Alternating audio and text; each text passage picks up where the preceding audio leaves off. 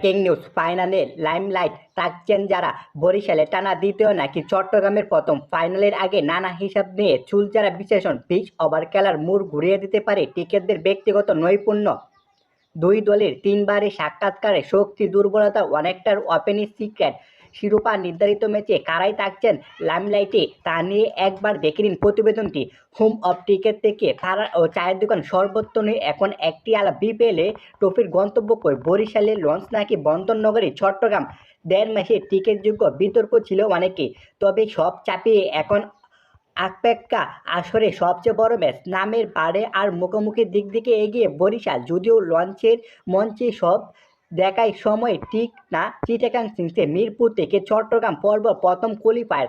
দুই দলের ফাইনালের আগে মুখোমুখি হয়েছে তিনবার, দুইবার জয় পেয়েছে বরিশাল। তামিম মুশফিক নন, রিয়াদ নন, কিংসের জন্য সবচেয়ে বড় আতঙ্ক না দাউদ মালান।